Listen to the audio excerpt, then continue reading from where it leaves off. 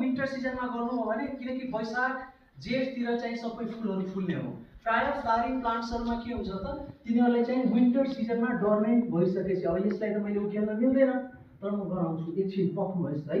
यसलाई अहिले नै लग्ने हो तर एउटा लास्ट कुरा मलाई भन्न दिनुस्। रिपोर्टिङ गर्दाखेरि जस्तै अर्को कुरा हेर्नुपर्छ हामीले के हेर्नुपर्छ जस्तै यसलाई हेर्नु यसमा यो तल चाहिँ केही छ यसमा छैन। यो पटिङ जोडेको यसमा भएको रङ छ। जस्तै हामीलाई नर्सरीबाट हामीले लिँदाखेरि के हुन्छ त उनीहरूले त्यसरी नै राख्दै हुन्छ। एकजना साथीले के गर्नुभयो जुन प्लास्टिकमा त ल्याउनुभयो प्लास्टिक सहित रोकिदिनु अनि फल्दै फलेर गर्नुभयो।